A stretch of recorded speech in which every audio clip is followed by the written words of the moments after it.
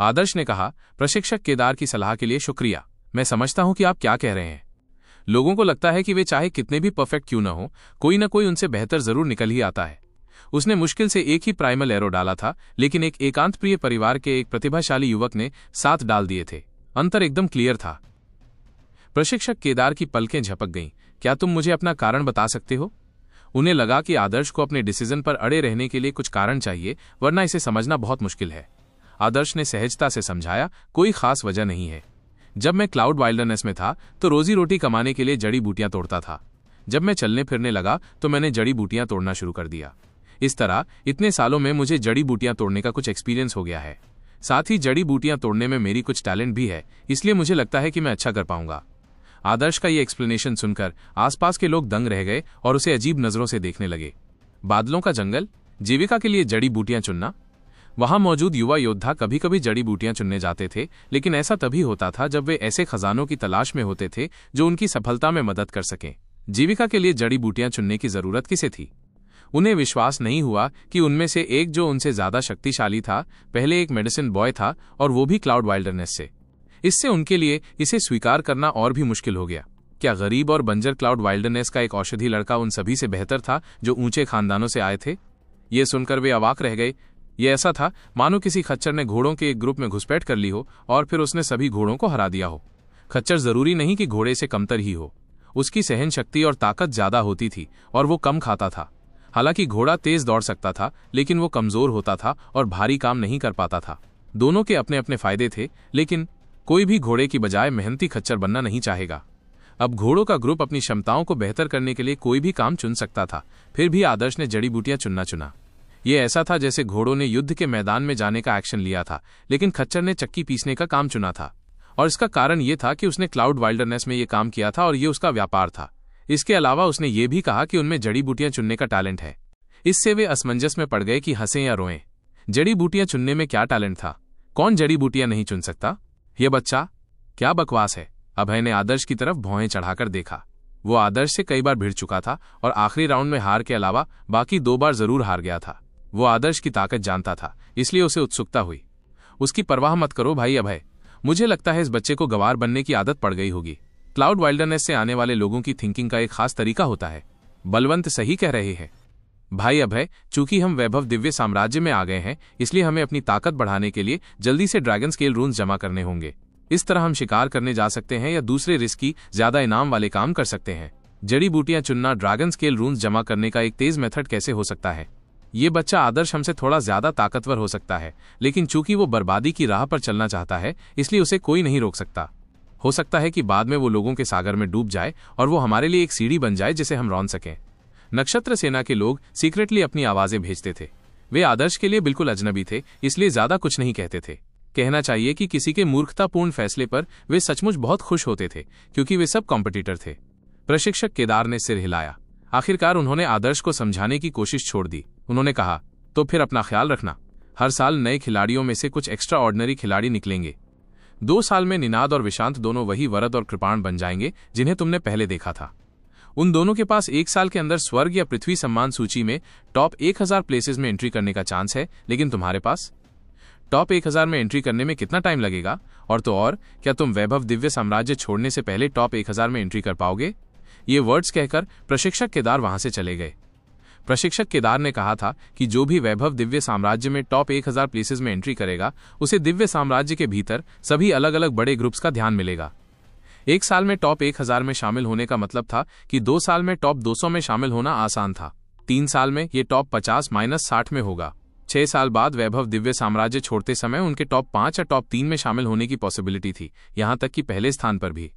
वैभव दिव्य साम्राज्य की सम्मान सूची में पहला स्थान पाना बहुत बड़ी बात लग रही थी।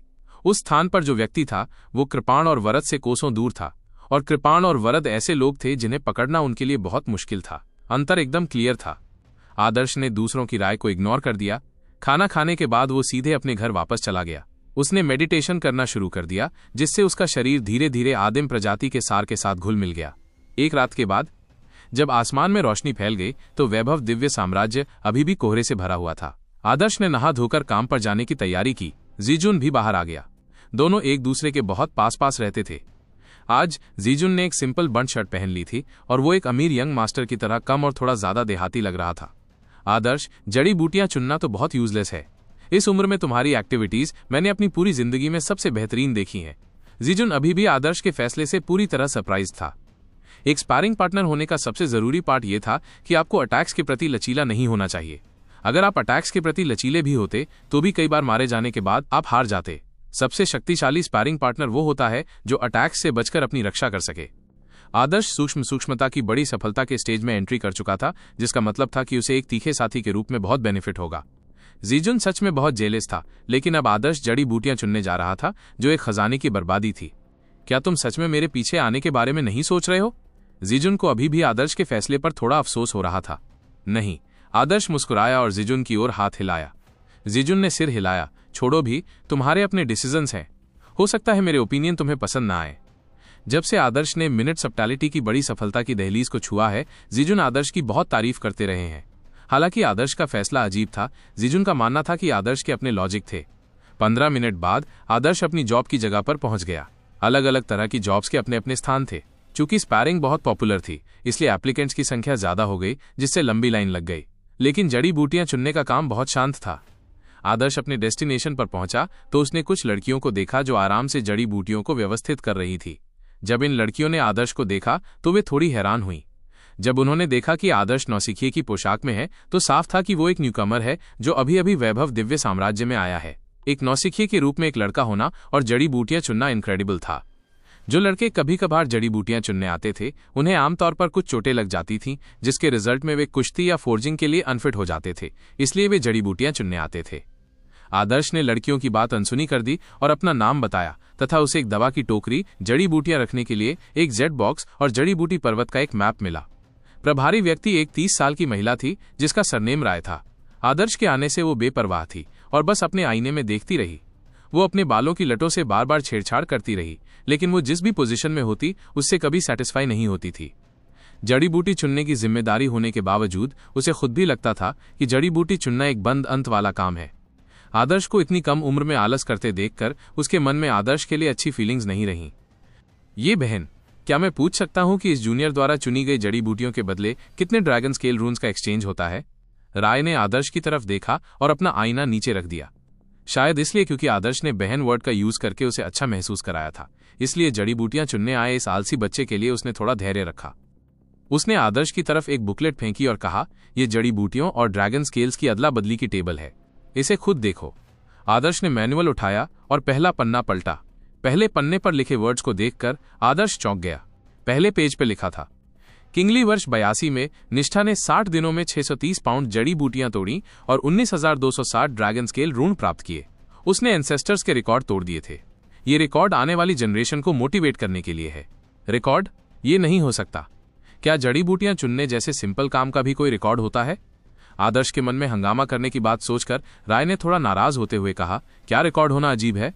हालांकि जड़ी बूटी चुनने का कोई फ्यूचर नहीं है, फिर भी जो लोग किसी एक काम में हार्डवर्क करते हैं और उसमें एक्सपर्ट बन जाते हैं, वैभव दिव्य साम्राज्य उन्हें पहचानेगा और रिवॉर्ड देगा।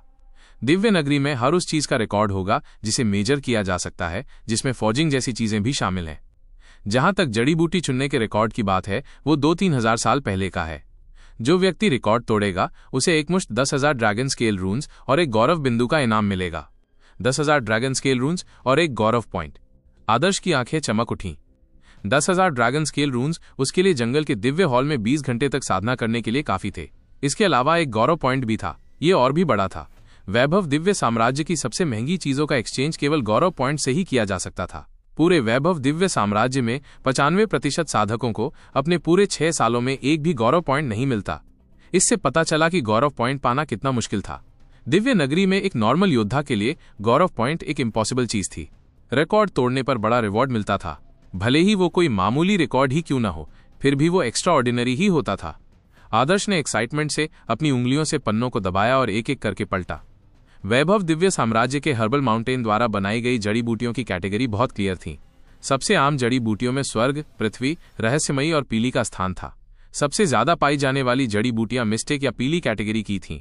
ड्रैगन स्केल रून्स की संख्या रिलेटिवली कम थी। पृथ्वी पर लिस्टेड जड़ी बूटियों तक पहुंचने पर चीजें अद्भुत हो गईं। एक जड़ी बूटी के बदले में काफी मात्रा में ड्रैगन स्केल रून्स मिल सकते थे। लेकिन पृथ्वी पर रैंक की गई जड़ी बूटियां ढूंढना कठिन था। ऊपर जाने पर फिनिक्स के पंख या यूनिकॉर्न के सींग जैसी स्वर्ग श्रेणी की जड़ी बूटियां मिलती थीं। सिर्फ एक बार लकी होने पर कोई भी भारी मात्रा में ड्रैगन स्केल रून्स पा सकता था। निष्ठा, जिसने कई साल पहले जड़ी बूटी चुनने का रिकॉर्ड तोड़ा था, ने 2 महीने में 19,000 से ज्यादा ड्रैगन स्केल रून्स पाए, क्योंकि उसने कुछ स्वर्ग लेवल की जड़ी बूटियां चुनी थीं। लेकिन स्वर्ग में लिस्टेड जड़ी बूटियां टॉप पर नहीं थीं। ऊपर जाकर प्रिमिटिव जड़ी बूटियां, अमर जड़ी बूटियां और दिव्य औषधियों की अन्य अलग अलग प्रजातियां थीं। इन जड़ी बूटियों की वैल्यू अविश्वसनीय थी, लेकिन इस मैनुअल में उनका कोई रिकॉर्ड नहीं था। ओह, प्रिमिटिव जड़ी बूटियों के रिवॉर्ड्स का कोई रिकॉर्ड क्यों नहीं था? क्या इसलिए कि वैभव दिव्य साम्राज्य के साधकों को उन्हें चुनने का कोई चांस नहीं मिला? अगर ऐसा होता तो अगर किसी को प्रिमिटिव जड़ी बूटियां मिल जाती तो रिवॉर्ड कैसे दिया जाता? आदर्श ने इस बारे में सोचा और राय से पूछा, यह जूनियर पूछना चाहता है, अगर ये जूनियर जड़ी बूटी चुनने का रिकॉर्ड तोड़ देता है तो क्या मैं सेज एवेन्यू पर अपना नाम छोड़ पाऊंगा? आदर्श के सवाल सुनकर राय अधीर हो गई। उन्होंने आदर्श को एक ऐसी नजर से देखा जिससे साफ जाहिर था, क्या इसका तुमसे कोई लेना देना है? उन्होंने अपने धैर्य को टेस्ट करते हुए कहा, जो लोग सेज एवेन्यू पर अपना नाम छोड़ सकते हैं, उन्होंने एक मुश्किल काम पूरा किया है, जिससे उनकी ताकत का पता चलता है और यह भी पता चलता है कि फ्यूचर में उनके पास साधु बनने का चांस है। जड़ी बूटी तोड़ने जैसे कामों से किसी की ताकत का पता नहीं चलता। अगर तुम रिकॉर्ड तोड़ भी देते हो तो इसका फ्यूचर में साधु बनने से कोई लेना देना नहीं है। तुम्हारा नाम तो बस एक्सचेंज बुकलेट पर लिखा होगा। अच्छा, ऐसा है। दरअसल अगर आदर्श सेज एवेन्यू पर अपना नाम नहीं भी लिख पाता तो भी उसे कोई प्रॉब्लम नहीं थी, उसे तो बस बेनिफिट्स की चिंता थी। तो फिर मुझे एक और सवाल पूछने दीजिए, क्या जड़ी बूटियां चुनने के लिए कोई फिक्स टाइम होता है? सीनियर निष्ठा को ठीक 60 दिन लगते हैं, तो क्या इसका मतलब है कि सबको 60 दिन दिए जाएंगे? तुम इतना क्यों पूछ रहे हो? ऐसा तो नहीं कि तुम रिकॉर्ड तोड़ना चाहते हो? राय ने आदर्श की ओर आंखें घुमाई और आसपास की कई लड़कियां हंसने लगीं। आदर्श ने अपना सिर खुजलाया और एक इनोसेंट पड़ोसी भाई जैसी नजर से कहा, यह बच्चा बस पूछ रहा है और कुछ नहीं। जड़ी बूटी तोड़ने का रिकॉर्ड तो वाकई 2 महीने का है। इस रिकॉर्ड को तोड़ने की बात है तो सपने देखना बंद करो। यह रिकॉर्ड हजारों सालों से है। क्या तुमने पूछना बंद कर दिया? एक आखिरी सवाल, आदर्श ने कमजोरी से कहा। बस कह दो। राय अवाक रह गई। ये बच्चा बस बोलता ही जा रहा था। बात यह है, ये बच्चा पूछना चाहता है कि अगर मैं कोई प्रिमिटिव जड़ी बूटी चुनूं या कोई प्रिमिटिव जड़ी बूटी, तो क्या कोई खास रिवॉर्ड मिलेगा? मैंने मैनुअल में देखने की कोशिश की, लेकिन वहां ऐसा कुछ नहीं है। जब आदर्श ने यह सवाल पूछा तो राय ने अपना मिरर लगभग फेंक ही दिया। उन्होंने अपनी लंबी तीखी आंखें खोली और आदर्श को अविश्वास से देखा, मानो वो ये जानने की कोशिश कर रही हो कि क्या इस युवक को कोई मेंटल प्रॉब्लम है। क्या कहा आपने? न केवल राय बल्कि वहां मौजूद हर कोई आदर्श को अजीब नजरों से देख रहा था। इस बच्चे ने सच में पूछा था कि क्या प्रिमिटिव कैटेगरी का खजाना चुनने पर कोई रिवॉर्ड मिलेगा? आदर्श ने इनोसेंस से देखा। क्या इतनी बड़ी रिएक्शन जरूरी थी? हा हा हा। कुछ जड़ी बूटी इकट्ठा करने वाली लड़कियां हंसने से खुद को नहीं रोक सकीं और उनकी आवाज घंटी की तरह मधुरता से गूंज उठी। छोटे भाई, तुम सपने देखना तो जानते ही हो। प्रिमिटिव जड़ी बूटियों की रेयरनेस की बात ही छोड़ो, वैभव दिव्य साम्राज्य के हर्बल माउंटेन पर तो शायद ये रेयर भी ना हो। लेकिन असली बात यह है कि पूरा हर्बल माउंटेन ही इतना बड़ा है कि उसमें कोई दिव्य जड़ी बूटी ढूंढना भूसे के ढेर में सुई ढूंढने जैसा है। अगर तुम्हारी किस्मत अच्छी हो और तुम्हें कोई प्रिमिटिव जड़ी बूटी मिल भी जाए तो उसे चुनने के बारे में सोचना भी मत। इन जड़ी बूटियों में एक आत्मा छिपी होती है। ये छिप सकती है। प्रिमिटिव जड़ी बूटियों की तो बात ही मत करो, स्वर्ग में पाई जाने वाली जड़ी बूटियां भी चुननी मुश्किल होती हैं। उनके पास खुद को बचाने के तमाम मेथड्स होते हैं। तुम बिना जाने ही किसी के पास से गुजर सकते हो। ओह, ऐसी भी कोई चीज होती है? आदर्श ने जड़ी बूटी इकट्ठा करने वाली लड़कियों को सरप्राइज्ड होकर देखा। उस छोटे से आदिवासी कबीले में उसने जो जड़ी बूटियां चुनी थीं, वे नॉर्मल जड़ी बूटियां थीं। आदर्श ने जड़ी बूटियों से आत्मा उगाने के बारे में कभी नहीं सुना था। बिल्कुल। छोटे भाई, तुम्हारे मन में सच में बहुत सारे सवाल हैं। अगर तुम वाकई एक अच्छी जड़ी बूटी चुन सको तो दिव्य नगरी तुम्हें रिवॉर्ड देगी और तुम्हें कभी डिसअपॉइंट नहीं करेगी या जड़ी बूटी की वैल्यू से कम भी नहीं देगी। असली बात यह है कि क्या तुम एक भी जड़ी बूटी चुन सकते हो? दिव्य नगरी हम साधकों के प्रति बहुत लिबरल है। इन सालों में कुछ कुलों के वंशज भी अपने परिवार से लाई गई कुछ जड़ी बूटियां इसमें मिक्स कर रहे थे, मानो वे दिव्य पर्वत की फसल हों और उन्हें दिव्य नगरी से मिलने वाले रिवॉर्ड्स के बदले में दे रहे थे। मैंने किसी ऐसे व्यक्ति के बारे में नहीं सुना जिसने जड़ी बूटियां तोड़कर उन्हें अपने पास रखने की कोशिश की हो। लेकिन फिर पिछले कुछ सालों में उन स्वर्ग श्रेणी या उससे ऊपर की जड़ी बूटियों को किसी ने नहीं तोड़ा है। हम साधकों जो जड़ी बूटियां चुनने आते हैं उनमें ये कैपेबिलिटी नहीं होती। इसलिए अगर दिव्य नगरी के बुजुर्गों को स्वर्ग श्रेणी या उससे ऊपर की कोई जड़ी बूटी चाहिए तो उन्हें उसे खुद ही चुनना होगा। लेकिन ये टाइम और मेहनत की बहुत बड़ी बर्बादी है, इसलिए बुजुर्ग टाइम वेस्ट करने को तैयार नहीं है। इतनी मेहनत के बाद भी कोई दवा मिलने की कोई गारंटी नहीं है। अगर किसी को ऐसी कोई औषधि मिल जाए तो बुजुर्ग बहुत खुश होंगे और उसे अच्छा खासा रिवॉर्ड देंगे, लेकिन चाहकर भी ये इम्पॉसिबल है। थैंक्स बहन। जड़ी बूटी इकट्ठा करने वाली महिला के वर्ड्स ने आदर्श को और मोटिवेट कर दिया। ऐसा लग रहा था कि अगर वो अच्छी जड़ी बूटियां चुनता रहा तो दिव्य नगरी उसे अद्भुत रिवॉर्ड देगी। पहला, ऐसा इसलिए था क्योंकि वैभव दिव्य साम्राज्य साधकों के प्रति लिबरल था और टैलेंट को पालने पोसने के लिए तैयार था। दूसरा रीजन ये था कि वैभव दिव्य साम्राज्य के जड़ी बूटी पर्वत की जड़ी बूटियां स्वर्ग पृथ्वी युआन क्यूई के कारण उगाई गई थी और वैभव दिव्य साम्राज्य द्वारा जानबूझकर नहीं लगाई गई थी। जड़ी बूटियों को दिव्य वन्य एरिया की प्रॉपर्टी का हिस्सा माना जाता था और दिव्य वन्य एरिया समस्त विश्व के योद्धाओं का साझा खजाना था। मुझे लगता है कि मेरे लिए एक प्रिमिटिव जड़ी बूटी चुनना मुश्किल होगा। मैं शायद एक ऐसी जड़ी बूटी ढूंढ पाऊं जिसके भीतर आत्मा हो, लेकिन उसे पकड़ना मुश्किल होगा। आदर्श अपनी ताकत जानता था। प्रिमिटिव जड़ी बूटियां पकड़ना ईजेड नहीं था। दिव्य वन्य वनस्पति पर्वत में हर प्रकार के खजाने थे। जिसके पास टैलेंट था वो उसे चुन सकता था। छोटे भाई, तुम्हारा नाम क्या है? महिला जड़ी बूटी इकट्ठा करने वाली को आदर्श बहुत एंटरटेनिंग लगा। उसकी बातें मूर्खतापूर्ण और नासमझ थीं, मानो वो मेंटली ठीक नहीं था। ये सच है कि नवजात बछड़े शेरों से नहीं डरते। इन 15 वर्षीय लड़कियों को एक सुंदर और इनोसेंट सा लड़का पसंद आया क्योंकि उन्हें वो क्यूट लगा। मेरा नाम आदर्श है। जड़ी बूटी इकट्ठा करने वाली लड़कियों को उसे ऐसे देखते हुए देखकर जैसे वो कोई एंटरटेनमेंट की चीज हो, आदर्श अवाक रह गया।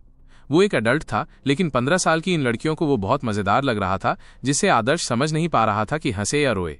तो मैं छोटा भाई आदर्श हूं। ठीक है, मैं तुम्हें याद रखूंगी। मेरा नाम मोहिनी है, बस आगे से मुझे बहन मोहिनी कहना। बहन मोहिनी? आदर्श ने आंखें घुमाई, मानो मैं तुम्हें बहन मोहिनी कहूंगा। मोहिनी समझ गई कि आदर्श को उसमें कोई इंटरेस्ट नहीं है और उसने जानबूझकर अपनी आवाज को लंबा करते हुए कहा, छोटे भाई आदर्श, ये बहन ज्वाला एसोसिएशन से है। ज्वाला एसोसिएशन? ओ। आदर्श कुछ देर रुका, उसे नाम जाना पहचाना लगा। उसने अंदाजा लगाया कि मोहिनी ने अपनी ताकत साबित करने के लिए अपनी बैकग्राउंड का यूज किया होगा। शायद ये कोई बड़ा संप्रदाय था। क्या ये आपके संप्रदाय का नाम है? आदर्श ने बिना किसी इंटरेस्ट के सहजता से पूछा। मोहिनी ने फिर से हंसते हुए कहा, छोटे भाई, तुम वाकई बहुत प्यारे हो। वैभव दिव्य साम्राज्य में कई साधक आपस में एक एसोसिएशन बनाएंगे। इस एसोसिएशन का गोल रिसोर्सेज के डिस्ट्रीब्यूशन और बिजनेस के जरिए मेंबर्स को एक दूसरे की मदद करने का चांस देना है। वैभव दिव्य साम्राज्य में हर तरह की कड़ी कंपटीशन है। एक ग्रुप बनाने के अपने बेनिफिट्स हैं। हमारा ज्वाला एसोसिएशन वैभव दिव्य साम्राज्य का सबसे बड़ा एसोसिएशन है। ज्वाला एसोसिएशन के प्रेसिडेंट ज्वाला हैं, जो मैन ऑफ ऑनर सूची में पहले स्थान पर हैं। आपने उनके बारे में जरूर सुना होगा। तो ये ज्वाला था। आदर्श को ज्वाला याद आ ही गया। इसमें कोई सरप्राइज नहीं था कि उसे लुओ हुओ एसोसिएशन नाम जाना पहचाना लगा। इस ज्वाला ने ही एक एसोसिएशन बनाने के लिए अपने नाम का यूज किया था। ये वैभव दिव्य साम्राज्य सचमुच कॉम्प्लिकेटेड है। साधक तो अपने अपने सोसाइटी भी बना लेते हैं, आदर्श ने मन ही मन सोचा, लेकिन ये एक लॉजिकल डिसीजन था। वैभव दिव्य साम्राज्य में आने वाले सभी लोग योग्य थे। एक संघ बनाना और एक दूसरे के साथ रिलेशंस को गहरा करना उनके अपने फ्यूचर के डेवलपमेंट और अन्य एस्पेक्ट्स के लिए प्रॉफिटेबल था। चूंकि शक्ति यूनिटी से आती है, इसलिए ऑर्गेनाइजेशन की शक्ति नेचुरली व्यक्ति की शक्ति से ज्यादा होती है। मोहिनी समझ गई कि आदर्श को ज्वाला एसोसिएशन में कुछ दिलचस्पी है और वो थोड़ा खुश हुई। हे छोटे भाई, किसी एसोसिएशन में शामिल हुए बिना वैभव दिव्य साम्राज्य में टिकना मुश्किल होगा। कैसा रहेगा? क्या तुम हमारे ज्वाला एसोसिएशन में शामिल होने में इंटरेस्टेड हो? हमारे ज्वाला एसोसिएशन में एंट्री की बहुत स्ट्रिक्ट कंडीशंस है, लेकिन मैं तुम्हारा परिचय करा दूंगी और तुम तुरंत सहयोगी मेंबर बन सकते हो। मोहिनी ने आदर्श की ओर जो दोस्ती का हाथ बढ़ाया, उसे उसने सिर हिलाकर मना कर दिया। नहीं धन्यवाद, मैं अकेले ही जाऊंगा। सहयोगी मेंबर? क्या मजाक है? मैं तो फुल मेंबर के तौर पर भी शामिल नहीं होऊंगा। हालांकि आदर्श के मन में ये विचार थे, फिर भी उसके चेहरे पर एक इनोसेंट मुस्कान थी। दरअसल आदर्श जानता था कि पीठ पर दवा की टोकरी लिए एक नौसिखिए बच्चे की हालत उसे एक गरीब लो क्लास किसान जैसा दिखाती है। उसे कौन एक्सेप्ट करना चाहेगा? ठीक है, अगर कोई तुम्हें परेशान करेगा तो यहाँ बहन तुम्हारी रक्षा करेगी। हे। मोहिनी ने आदर्श पर अपनी आंखें मटकाते हुए देखा, इससे पहले कि वो अपनी अन्य बहनों के साथ लार्क पक्षियों की तरह चली गई। आदर्श छोटी सी बुकलेट पकड़े हुए हैरान रह गया। प्रिमिटिव जड़ी बूटियां चुनना मुश्किल लग रहा था। उसके लिए स्वर्ग श्रेणी की जड़ी बूटियां ढूंढना बेहतर था, जो ज्यादा रिलायबल थीं। पृथ्वी श्रेणी की जड़ी बूटियां भी काम आ सकती थीं, लेकिन वो अपने सिलेक्शन में ओवर एग्जेजरेट नहीं कर सकता था। उसे नियमों को फॉलो करना ही था। जब वो इस बारे में सोच ही रहा था, तभी अचानक उसके पीछे एक शेरनी दहाड़ने लगी। क्या तुम्हारा काम हो गया? अगर हो गया तो यहां रास्ता रोककर घूमना बंद करो। अगर घूमना ही है तो कहीं और जाओ। आदर्श उछल पड़ा और उसने अपना सिर घुमाया और देखा कि राय एक हाथ में मिरर लिए हुए हैं और दूसरे हाथ से बेसब्री से टेबल पर टैप कर रही हैं। ये औरत मीनोपॉज तक पहुंच गई है, आदर्श ने मन ही मन सोचा, लेकिन उसे लगा कि इस बैड टेम्पर्ड औरत के साथ इतना झगड़ा करना ठीक नहीं है। असली वजह तो ये थी कि उसमें झगड़ा करने की कोई कैपेबिलिटी ही नहीं थी। उसकी भुजाएं पतली हो गई थी। वो अभी अभी वैभव दिव्य साम्राज्य में पहुंचा था और अभी कुछ भी नहीं कर पा रहा था। वो बस एक झींगा था, जहां भी जाता उसकी कोई उपस्थिति नहीं होती थी। लेकिन आदर्श को कोई फर्क नहीं पड़ा। वह बहुत खुश था। किसने कहा कि जड़ी बूटियां चुनने में कोई भविष्य नहीं है? उसे तो बस एक गोल मिल गया था जिसके लिए वो जी जान से मेहनत कर सकता था। इस प्रकार आदर्श जड़ी बूटी की दराती और जड़ी बूटी की टोकरी, जो उसके साइज से लगभग आधी थी, को ऑफिस से बाहर ले गया। इस दयनीय बेढंगे परिधान में वो वैभव दिव्य साम्राज्य की सड़कों पर घूमता रहा। उसे तरह तरह की अवमानना, साथ ही अजीब और कंफ्यूज निगाहों का सामना करना पड़ा। आखिरकार आदर्श हर्बल माउंटेन के टेलीपोर्टेशन पोर्टल पर पहुंच गया। जब उसने जड़ी बूटियां चुनना शुरू किया तो आदर्श को एहसास हुआ कि जड़ी बूटियां चुनते समय लड़कियों के साथ डेट पर जाने की कोशिश करना एक अनरियलिस्टिक सिचुएशन थी। वैभव दिव्य साम्राज्य हर्बल माउंटेन कई हिस्सों में डिवाइड था और हर हिस्सा बहुत बड़ा था और कई हिस्सों को एरेज द्वारा अलग किया गया था, जिससे दूसरे हिस्से में जाने का रास्ता ब्लॉक हो गया था। एक हर्बल माउंटेन लगभग 1000 मील के दायरे में फैला एक अद्भुत संसार था। उस अद्भुत संसार के चारों ओर अनेक पर्वतमालाएं थीं। इस माउंटेन में एक समृद्ध स्पिरिचुअल आभा और सुरक्षा पंक्ति ने किसी भी खास उजाड़ जानवर को एंट्री करने से रोक दिया। जड़ी बूटियों के पहाड़ पर तरह तरह के खजाने उगते थे। ये खजाने खड़ी चट्टानों, गहरी खाइयों या किसी विशाल दिव्य माउंटेन के बीचों बीच फैले हुए थे। जड़ी बूटी इकट्ठा करने वालों को बेतरतीब ढंग से एक जड़ी बूटी माउंटेन पर भेजा गया और आदर्श उस स्पेशल जड़ी बूटी माउंटेन पर अकेला व्यक्ति था। जड़ी बूटियां इकट्ठा करने के बाद जड़ी बूटी इकट्ठा करने वाले को वैभव दिव्य साम्राज्य लौटने के लिए टेलीपोर्टेशन पोर्टल का यूज करना होगा।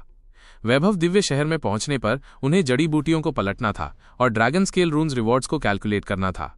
इसलिए जड़ी बूटियों के पहाड़ से चुनी गई जड़ी बूटियों का बिजनेस नहीं किया जा सकता था या उन्हें सीक्रेटली नहीं रखा जा सकता था।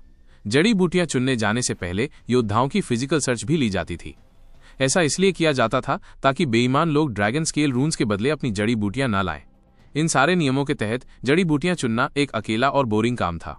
इसमें कोई सरप्राइज नहीं था कि बहुत कम लोग इसे करने को तैयार थे, लेकिन ये आदर्श के लिए बेहतर लगा। जब उसका शरीर टेलीपोर्टेशन एरे में दाखिल हुआ तो उसके शरीर के चारों ओर चमक दमक उड़ गई और तेज हवा चलने लगी, जिससे आदर्श को कुछ चेंज महसूस हुआ। जब उसने फिर से आंखें खोली तो वो पहले से ही एक विशाल अनजान पहाड़ की तलहटी में था। आदर्श ने जो देखा उससे वो अवाक रह गया। बादलों के जंगल में रहते हुए आदर्श ने कई शानदार पहाड़ देखे थे, लेकिन वे पहाड़ उसके सामने की चोटी का मुकाबला नहीं कर सकते थे। उसके सामने का पर्वत बादलों को चीरता हुआ दूर तक फैला हुआ था, जिसका कोई एंड दिखाई नहीं दे रहा था। शायद शिखर कई दर्जन मील दूर तक घने धुंध के कारण छिपा हुआ था। पहाड़ की चोटी के नीचे हरे भरे पौधे उगे हुए थे। बड़े पेड़ों को छोड़ दें तो सिर्फ झाड़ियां ही इंसान जितनी ऊंची थीं। उनकी जड़ें घनी और नुकीली थीं, तलवारों और भालों जैसी। पहाड़ की तलहटी तक नुकीली बजरी लुढ़क रही थी। वे गिरते हुए उल्का पिंडों जैसे थे, जिनका साइज लगभग एक घर जितना था। उनकी कठोरता स्टील से भी ज्यादा थी। विशाल समृद्ध पर्वत इतना विशाल था कि उसे देखकर ऐसा लगता था कि वो छोटा है। इतना बड़ा पहाड़ सचमुच एक अद्भुत दुनिया है, आदर्श ने आह भरी। वैभव दिव्य साम्राज्य का ये तथाकथित जड़ी बूटी का मैदान अद्भुत था। जड़ी बूटी वाले पहाड़ का वो छोटा सा हिस्सा जहां किसी व्यक्ति को ले जाया जाता था, पहले से ही इतना विशाल था। इतने बड़े दिव्य पर्वत में अनलिमिटेड खजाने थे और उन्हें पाने के लिए केवल इनफ अपॉर्चुनिटीज की जरूरत थी। इतना विशाल हर्बल माउंटेन और केवल एक ही नहीं। वैभव दिव्य साम्राज्य निश्चित रूप से अथाह है। मुझे आश्चर्य है कि मैं यहाँ कितनी जड़ी बूटियां चुन सकता हूँ। आदर्श को धीरे धीरे ये बिलीव होने लगा कि जड़ी बूटी चुनने का काम उसके लिए एकदम सही काम है। अपने से ऊंची घास को चीरते हुए आदर्श जड़ी बूटियों वाले पहाड़ के गहरे हिस्से की ओर चल पड़ा। यहाँ की हवा धुंधली और अस्त व्यस्त थी। हवा में जड़ी बूटियों की दूध जैसी खुशबू थी। जब ये खुशबू शरीर में एंटर करती थी तो ऐसा महसूस होता था जैसे हर छिद्र हाई क्वालिटी वाले अमृत से साफ हो रहा हो, जिससे ये बहुत ही अच्छा लग रहा था। यहाँ बैठकर मेडिटेशन करने से जड़ी बूटियां चुनना बहुत फायदेमंद होगा, ये कहने की जरूरत नहीं है। चलो शुरू करें। आदर्श ने अपने शरीर को वार्म अप किया और कलाई को सहलाते हुए उसे लगा कि वो अपनी सबसे अच्छी कंडीशन में है। इस एंडलेस जड़ी बूटियों के पहाड़ को, जिसमें अनगिनत खजाने छिपे थे, देखकर आदर्श इमोशनल हो गया। अपनी स्पिरिचुअल एनर्जी के जरिए बैंगनी क्रिस्टल के साथ कांटेक्ट बनाकर आदर्श की विजन धीरे धीरे सफेदी में बदल गई। आदर्श की विजन में एक एरिया में लाइट थोड़ी घनी थी, जबकि दूसरे एरिया में लाइट की कमी थी। इसका मतलब था कि अलग अलग एरिया में स्वर्ग, पृथ्वी, युआन क्यूई की एकाग्रता अलग अलग थी। आदर्श नेचुरली ज्यादा स्वर्ग, पृथ्वी, युआन क्यूई के साथ उस प्लेस की ओर बढ़ गया। उनके मन में एक विचार आया कि उनके द्वारा पहने गए फ्लोइंग मर्करी गाउन में एक अजीब चेंज आ गया। वजन बढ़ने लगा और आदर्श की स्किन का हर इंच नीचे दबने लगा। जल्द ही आदर्श के पैरों से आवाज आई। उसने अपने पैरों तले की कठोर चट्टानों को चकनाचूर कर दिया था। का चट्टानों पर सभी डायरेक्शंस में क्रैक्स दिखाई देने लगे, जिनमें आदर्श सेंटर में था। ऐसा लग रहा था मानो आदर्श अपने शरीर पर एक पहाड़ उठाए हुए हो। उसने बहते पारे के गाउन का वजन 200 कड़ाहियों के बराबर कर दिया था। उसकी पीठ थोड़ी झुकी हुई थी, जिससे वो एक मजबूत और एनर्जेटिक चीते जैसा लग रहा था, जो किसी भी क्षण अटैक करने के लिए तैयार था। आदर्श मेंढक कूदते हुए 350 कड़ाहियां झेल सकता था, लेकिन जड़ी बूटियों वाले पहाड़ पर चढ़ना मेंढक कूदने से भी ज्यादा मुश्किल था।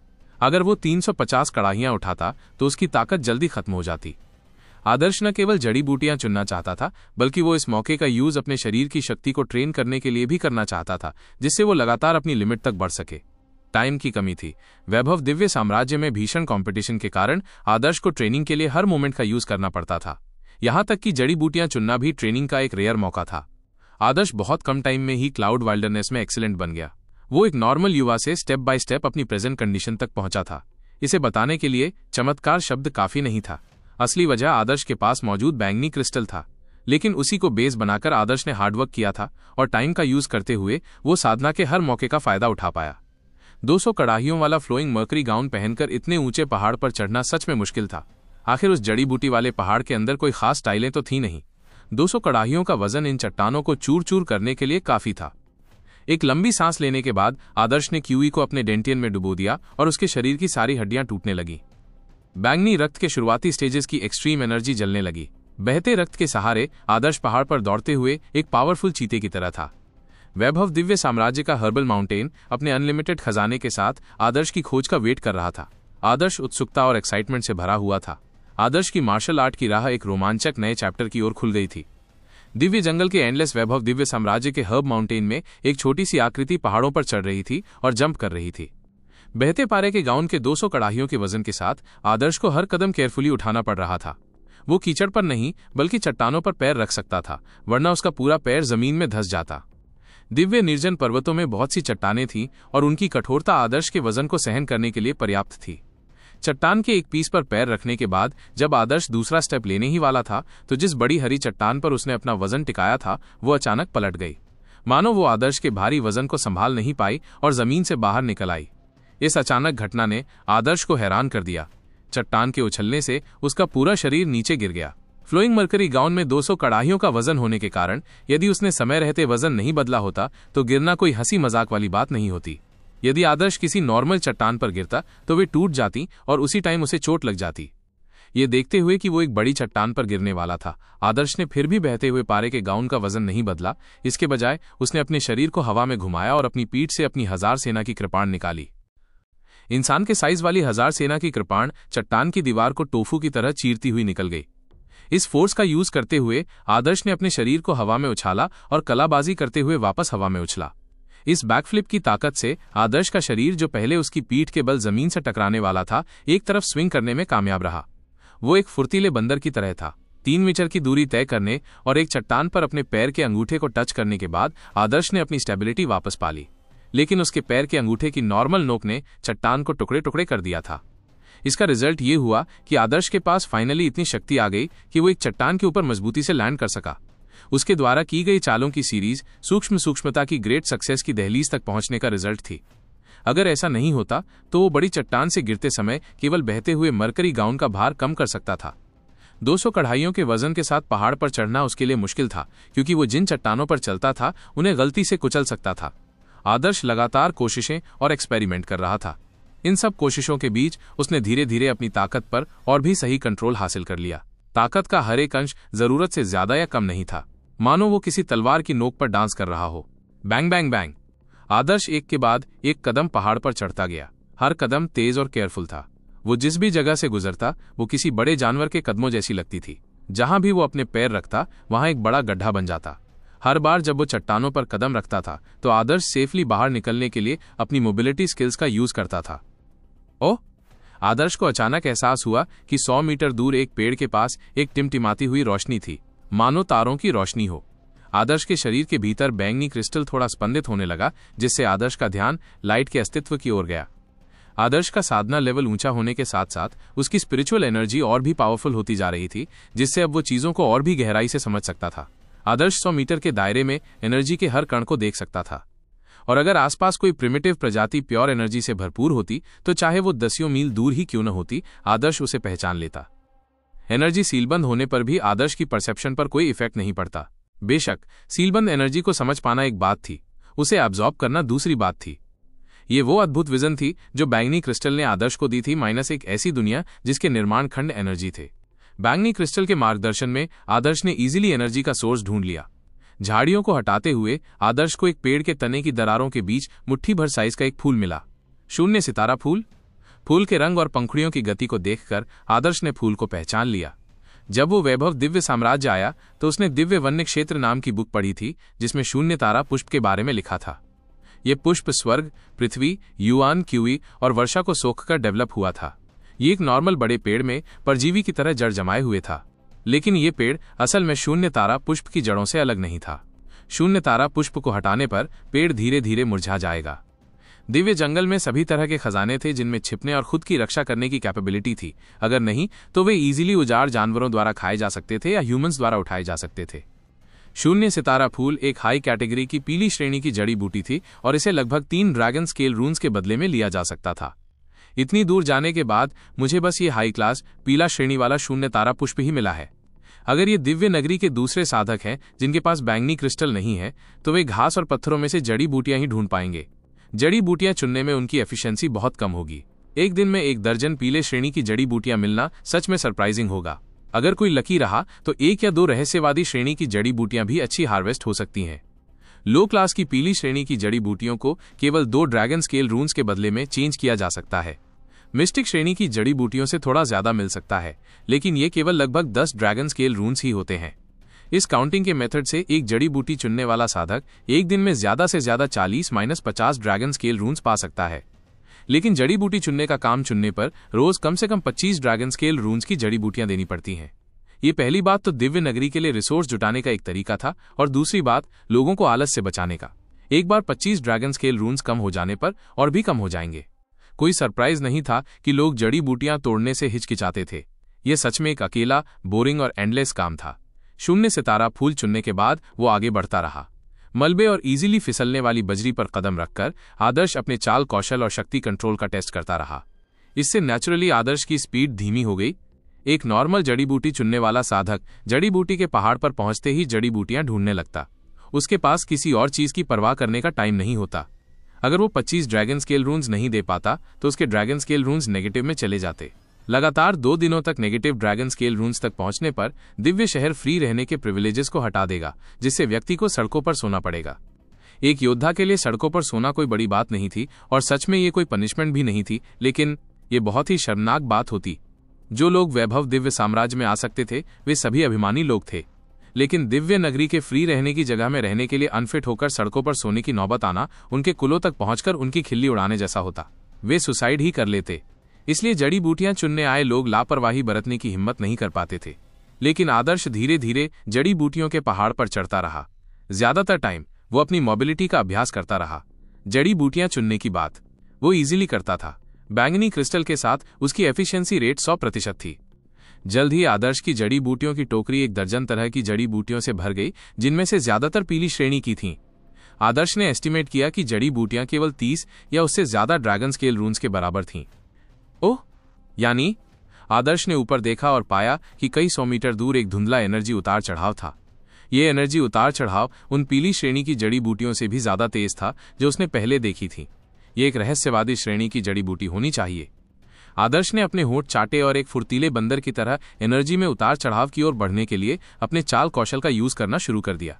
आदर्श ने अपनी स्पिरिचुअल एनर्जी को बैंगनी क्रिस्टल के साथ जोड़ा।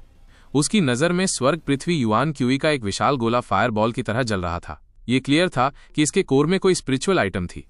लेकिन बैंगनी क्रिस्टल की नजर से बाहर निकलते हुए आदर्श को बस एक ब्लैक चट्टान दिखाई दी। ब्लैक चट्टान की सरफेस खुरदरी थी और उसमें छोटे छोटे गड्ढे थे। वो किसी नॉर्मल चट्टान से अलग नहीं दिख रही थी। उसमें किसी जड़ी बूटी का कोई निशान तक नहीं था। आदर्श ने अपनी ठुड्डी पर हाथ फेरा और उसे दिव्य निर्जन स्थान बुक की एक एंट्री याद आ गई। उसे तुरंत समझ आ गया कि उसके सामने ये चट्टान क्या है। आदर्श ने अपनी 1000 सेना वाली कृपाण निकाली और वार किया।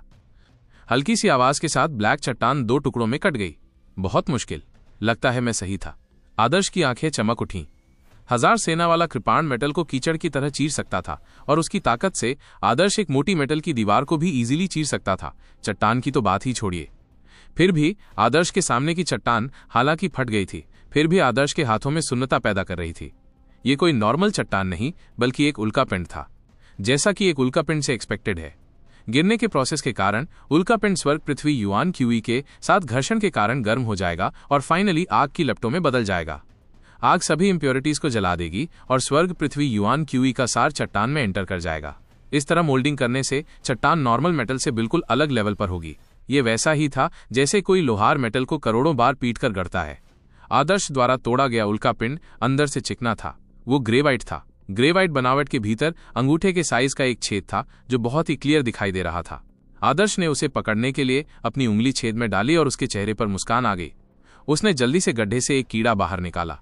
हालांकि ये कोई कीड़ा नहीं था बल्कि उल्कापिंड घास नाम की कोई चीज थी। ये एक कंद जैसा पौधा था। उल्कापिंड घास अपने बीजों को हजारों मील दूर विशाल जंगल में भेज देगी, जहां उन्हें जड़ें जमाने के लिए जगह मिल जाएगी। ये उल्कापिंडों खासकर मेटल वाले उल्कापिंडों की सरफेस पर उतरने से पहले उनकी ओर अट्रैक्ट होगा। उल्कापिंड घास का बीज एक जंग लगाने वाला लिक्विड निकालेगा और कुछ सालों के बाद ये धीरे धीरे उल्कापिंड में सुरंग बनाकर जड़ें जमा लेगा। फिर उल्कापिंड घास सेब में कीड़े की तरह होगी। ये धीरे धीरे रेंगी और अपने अंदर अंगूठे के साइज की सुरंगें बनाएगी। ये उल्कापिंड के सार को सोख लेगी जिससे वो बढ़ सकेगा। इन अद्भुत पौधों को देखकर आदर्श आह भर आया। दिव्य वन में हर तरह के अजूबे थे। यहाँ के जीव जंतु आदर्श के पिछले नॉलेज से भी बाहर थे। उल्कापिंड घास मीडियम क्लास की रहस्यवादी श्रेणी की जड़ी बूटी। चूंकि ये बहुत ज्यादा नहीं है इसलिए इसे ढूंढना इज़ेड नहीं था। वैभव दिव्य साम्राज्य की नियमावली कहती है कि इसे 82 ड्रैगन स्केल रून से चेंज किया जा सकता है। आदर्श ने जब से मार्शल आर्ट का अभ्यास शुरू किया है उसकी मेमोरी बहुत अच्छी हो गई है। उसने मैनुअल में दिए गए सभी ड्रैगन स्केल रून्स रिवॉर्ड्स पहले ही याद कर लिए थे। मिस्टिक रैंक वाली जड़ी बूटियां 10 ड्रैगन स्केल रून से शुरू होती थीं। जड़ी बूटी की वैल्यू के बेस पर कुछ रेयर मिस्टिक रैंक वाली जड़ी बूटियों की प्राइस 100 ड्रैगन स्केल रून्स जितनी हो सकती है, जो कुछ पृथ्वी रैंक वाली जड़ी बूटियों से भी ज्यादा है। आज के लिए इतना ही काफी है। मैं जाने की तैयारी करूंगी। जड़ी बूटियां चुनने के पहले दिन मुझे ज्यादा अटपटा नहीं होना चाहिए। आदर्श ने पहले दिन कुछ जड़ी बूटियां तोड़ने का इरादा किया था। अगर वो पहले दिन सैकड़ों जड़ी बूटियां तोड़ लेता तो ये बहुत ही आश्चर्यजनक होता। आखिरकार अगर फ्यूचर में आदर्श इतनी सारी जड़ी बूटियां तोड़ता रहा तो इससे दूसरों के मन में शंकाएं और डाउट पैदा होंगे। निष्ठा का रिकॉर्ड उनके द्वारा चुनी गई जड़ी बूटियों की क्वालिटी के कारण था, न कि उनकी क्वांटिटी के कारण। गहरी समझ और थोड़ी सी किस्मत के साथ बेहतरीन जड़ी बूटियां चुनना कोई आश्चर्य की बात नहीं थी। बस कुछ जड़ी बूटियां चुनकर जिनकी कीमत 1000 ड्रैगन स्केल रून्स के बराबर हो, कोई भी आसानी से हजारों ड्रैगन स्केल रून्स पा सकता था। इसलिए इस तरह से रिकॉर्ड तोड़ना उचित था। यदि उन्होंने इस मेथड का यूज नहीं किया और 10 से 20 गुना ज्यादा जड़ी बूटियां चुनकर मात्रा के मामले में रिकॉर्ड तोड़ दिया तो कुछ तो गड़बड़ होगी। इसलिए आदर्श अपनी चुनी हुई जड़ी बूटियों की क्वालिटी के बेस पर जीतना चाहता था, न कि मात्रा के बेस पर। रिकॉर्ड तोड़ने की एक सीक्वेंशियल प्रोसेस होनी थी। इन जड़ी बूटियों को इकट्ठा करने के बाद आदर्श ने अपने मोबिलिटी स्किल्स की ट्रेनिंग पर फोकस करना शुरू कर दिया। वो दिन भर प्रैक्टिस करता रहा। अपनी स्पीड स्किल्स का अभ्यास करते हुए आदर्श इधर उधर से कुछ जड़ी बूटियां ढूंढने में कामयाब हो गया। थोड़ी हिचकिचाहट के बाद आदर्श ने वे जड़ी बूटियां भी तोड़ ली। उसने जो पीली जड़ी बूटियां चुनी उनमें से एक डस्कआउट फ्रूट था। दिव्यनगर ने इस डस्कआउट फ्रूट के बदले 50 ड्रैगन स्केल रून्स दिए। ये डस्कआउट फ्रूट पीली श्रेणी की जड़ी बूटियों में से एक बेस्ट जड़ी बूटी थी। इसकी प्राइस कुछ लो क्लास की मिस्टिक श्रेणी की जड़ी बूटियों से भी ज्यादा थी। आज की हार्वेस्ट का एस्टीमेट लगभग 200 ड्रैगन स्केल रून्स था। यह एक नॉर्मल किसान द्वारा पाई जा सकने वाली क्वांटिटी से 7-8 गुना ज्यादा था। आदर्श ने अपनी नाक को छुआ और हेल्पलेसली मुस्कुराया। उसने गलती से 200 से ज्यादा ड्रैगन स्केल रून्स चुन लिए थे। एक आम नौसिखिए के लिए 30 ड्रैगन स्केल रून्स चुनना, जो बमुश्किल किराया चुकाने लायक हों, काफी अच्छा माना जाता था। धीरे धीरे एक्सपीरियंस पाकर कोई भी व्यक्ति 40-50 ड्रैगन स्केल रून्स के बराबर जड़ी बूटियां चुनने में कैपेबल हो सकता था। पहले दिन 200 ड्रैगन स्केल रून्स बनाना कुछ हद तक ओवर था, लेकिन ध्यान से सोचने पर निष्ठा, जिसने 19,000 का रिकॉर्ड तोड़ा था, की तुलना में वो अभी भी कमतर था। निष्ठा का हर दिन का एवरेज रिटर्न 300 ड्रैगन स्केल रून से ज्यादा था, यानी हर दिन। ये नंबर काफी सरप्राइजिंग था। निष्ठा द्वारा इतनी हाई क्लास की जड़ी बूटियां चुनना क्लियरली केवल लक से नहीं समझाया जा सकता। बेशक जड़ी बूटियां चुनने के लिए किस्मत की जरूरत होती है। किस्मत के दम पर स्वर्ग श्रेणी की जड़ी बूटी चुनना कोई आश्चर्य की बात नहीं थी, लेकिन किस्मत कोई अनलिमिटेड चीज नहीं थी। 1-2 दिन तो लकी हो सकते थे, लेकिन हर दिन नहीं। इस सीनियर निष्ठा की जरूर कोई गहरी समझ रही होगी या कोई और खासियत रही होगी। ऐसा रिकॉर्ड छोड़ने के लिए जरूर उनमें कोई खास योग्यता रही होगी। इस वर्ल्ड में ऐसे बहुत कम लोग थे जिनमें नेचुरली तेज अंतर्ज्ञान था। कुछ लोग अपने आसपास की चीजों को देख सकते थे और हर छोटी बड़ी बात जैसे घास के हर पत्ते की पोजीशन याद रख सकते थे। ये लोग अलर्ट एनिमल्स की तरह थे। उन पर छिपकर अटैक करना बहुत मुश्किल था। ये अंतर्ज्ञान किसी व्यक्ति की लड़ाई की शक्ति में बहुत ज्यादा ग्रोथ नहीं कर सकता है, लेकिन अगर वे किसी डेंजरस मिस्टिक एरिया में एंटर कर जाते हैं तो ये अंतर्ज्ञान अक्सर उनकी लाइफ को बचा लेता है। आदर्श का मानना था कि निष्ठा ऐसा ही व्यक्ति था। निष्ठा के रिकॉर्ड को देखते हुए अगर उसने 200 ड्रैगन स्केल रून्स जितनी जड़ी बूटियां चुनी तो इस पर ज्यादा ध्यान नहीं जाना चाहिए। लोग बस यही सोचेंगे कि वो लकी था। शाम को जब आदर्श ने डूबते हुए लाल सूर्य को देखा तो उसने मुंह में गंदी हवा थूक दी और मेडिटेशन करने बैठ गया।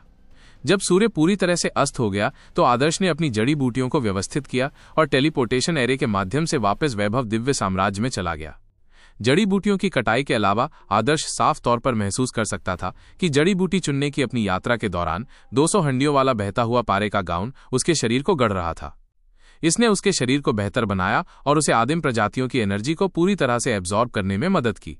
साथ ही भारी प्रेशर के बावजूद वो अपनी शक्ति पर बेहतर कंट्रोल पाने में कामयाब रहा, जिससे उसे सूक्ष्मता के बड़े सफलता चरण की गहरी समझ हासिल हुई। जॉब ऑफिस लौटने पर आदर्श ने जड़ी बूटियों की टोकरियां लिए कुछ लड़कियों को अपनी जड़ी बूटियां सौंपते देखा। ये जड़ी बूटी चुनने वाली लड़कियां चाहे किसी भी ओरिजिन की हों, वैभव दिव्य साम्राज्य में मोटे कपड़े पहनती थीं। वे कोई मेकअप नहीं करती थीं, जिससे वे नॉर्मल गांव की लड़कियों जैसी दिखती थीं और ताज़ी हवा के झोंके जैसी लगती थीं। बहन राय, आपने स्टील यार्ड से बहुत जोर से दबाया। मैं तो अपना पेट भी नहीं भर पा रही हूं और आप फिर भी इसे ऐसे दबाना चाहती हैं, एक छोटी लड़की ने बड़ी ही आकर्षक आवाज में कहा। हालांकि राय इससे पूरी तरह अनइफेक्टेड थी। 1 फुट लंबी छड़ी, कबूतर के अंडे के बराबर वजन और एक चमकदार प्लेट से उसने जड़ी बूटियों का वजन नापा। लड़की द्वारा दी गई जड़ी बूटियों को राय ने नमी हटाने वाली एक टोकरी में रखा और फिर उसका वजन नापा।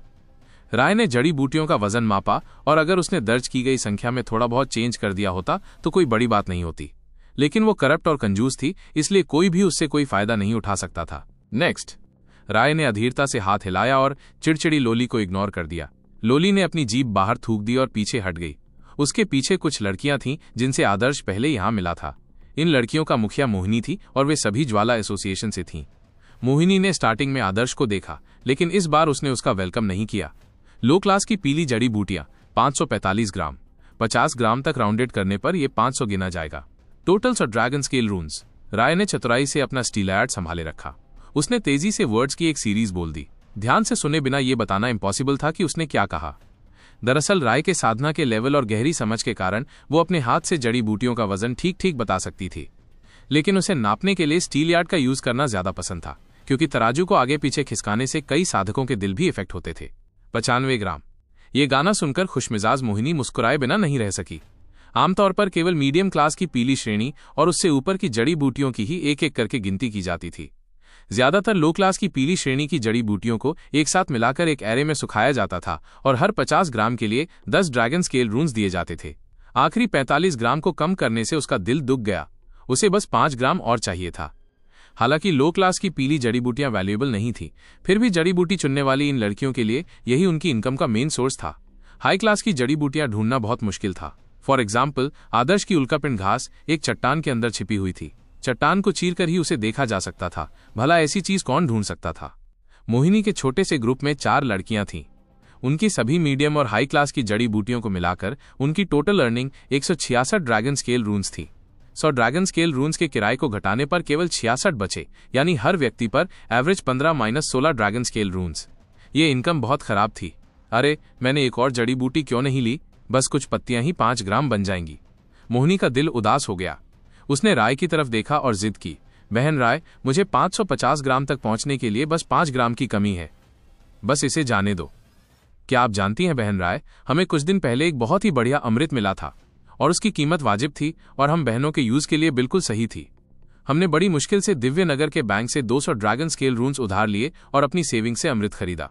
इस कर्ज पर 15% इंटरेस्ट है और इंटरेस्ट कंपाउंडेड होता है। अगर हम इसे 3 महीने में नहीं चुका पाए तो हम बहनें सड़क पर सो जाएंगी। चूंकि महीना लगभग खत्म होने वाला है, हमारे पास 200 ड्रैगन स्केल रून्स की कमी है।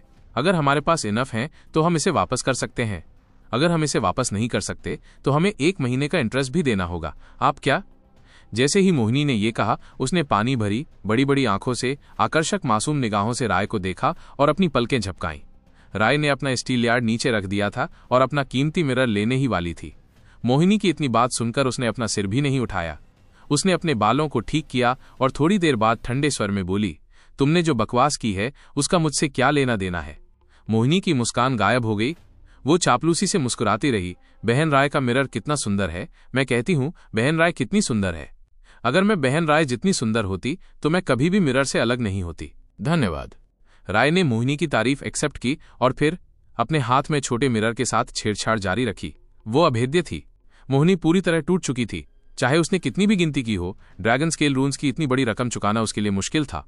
15% इंटरेस्ट का मतलब था एक और महीना कंजूसी और सेविंग्स में।